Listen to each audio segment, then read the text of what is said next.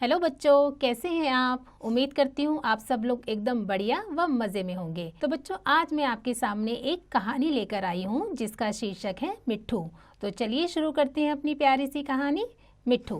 प्रस्तुत पाठ में दी गई कहानी मुंशी प्रेमचंद्र की रचना है। इस कहानी द्वारा लेखक ने हमारे मन में पशु प्रेम को जागृत करने की कोशिश की है। प्रेम भाव से हम पशु पक्षियों को भी अपना मित्र बना सकते हैं। तो चलिए देखते हैं इस कहानी में क्या लिखा गया है। बंदरों के तमाशे तो तुमने बहुत देखे होंगे। मदारी के इशारों पर बंदर कैसी कैसी हरकतें करता है, उसकी नकल की कला भी तुमने देखी होगी।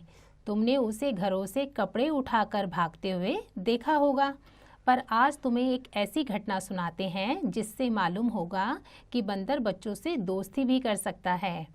एक बार लखनऊ में एक सर्कस कंपनी आई थी। उसके पास शेर, भालू, चीता और कई तरह के अन्य पशु भी थे। इसमें एक बंदर मिट्ठू भी था। बच्चों के झुंड रोज इन पशुओं को देखने आते थे। इनमें मिट्ठू बच्चों को सबसे अच्छा लगता था। उन्हीं बच्चों में गोपाल भी था। वह रोज आता और मिट्ठू के पास घंटों बैठा रहता। उसे शेर, भालू, चीते आदि से कोई प्रेम ना था। वह मिट्ठू के लिए घर से चने और केले लाता और उसे खिलाता।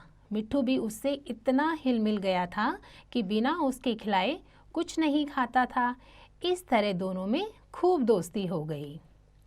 एक दिन गोपाल ने सुना कि सर्कस कंपनी वहाँ से दूर किसी अन्य शहर में जा रही है। यह सुनकर उसे बड़ा रंज हुआ, मतलब वो बहुत हैरान हुआ। वह रोता हुआ अपनी माँ के पास आया और बोला, अम्मा मुझे एक अठन्नी दो, मैं जाकर मिट्ठू को खरीद लाऊं।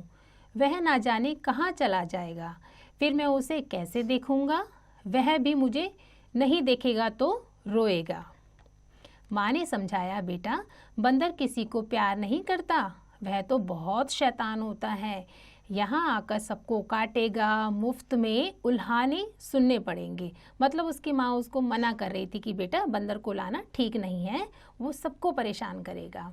लेकिन लड़के पर माँ के समझाने का कोई प्रभाव नहीं हुआ। मतलब वो माँ की बात नहीं सुन रहा था। वह रोने लगा। आखिर माँ ने मजबूर होकर उसे एक अठन्नी निकाल कर दे दी, मतलब उसको पैसे दे दिए। अठन्नी पाकर गोपाल मारी खुशी के फूला उठा। उसे बहुत खुशी हुई। उसने अठन्नी को मिट्टी से मलकर खूब चमकाया। फिर मिट्ठू को खरीदने चला, लेकिन मिट्ठू वहाँ दिखाई ना दिया। गोपाल का दिल भर आया। मिट्ठू कहीं भाग तो नहीं गया। मालिक को अठन्नी दिखाकर गोपाल बोला, क्यों साहब, मिट्ठू को मेरे हाथ बेचेंगे। मालिक रोज उसे मिट्ठू से खेलते और खिलाते देखता था। वह हंसकर बोला, अब की बार आऊँगा तो मिट्ठू को तुम्हें दे दूँगा। गोपाल निराश होकर चला आया और मिट्ठू को इधर उधर ढूंढने लगा। वह उसे ढूंढने में इतना मग्न था कि उसे किसी और बात की खबर ही ना थी। उसे ध्यान नहीं था कि वह चीते के कटघरे के पास आ गया था। चीता चुपचाप भीतर बैठा था। गोपाल को कटघरे के पास देखकर उसने पंजा बाहर निकाला और उसे पकड़ने की कोशिश करने लगा। तब गोपाल दूसरी ओर ताक रहा था। मतलब जब वो दूसरी तरफ देख रहा था तो चीता उसको झपटने की कोशिश कर रहा था। उसे खबर ना थी कि चीते का पंजा बिल्कुल उसके हाथ के पास पहुंच गया है।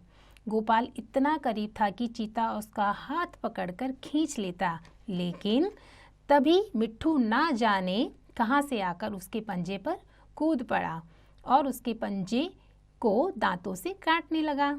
चीते ने दूसरा पंजा निकाला और उसे ऐसे घायल कर दिया कि वह वहीं गिर पड़ा और जोर जोर से चीखने लगा। मिट्ठू की यह हालत देखकर गोपाल भी रोने लगा। दोनों का रोना सुनकर लोग उनकी ओर दौड़े, लेकिन पास जाकर देखा कि मिट्ठू बेहोश पड़ा है और गोपाल रो रहा है।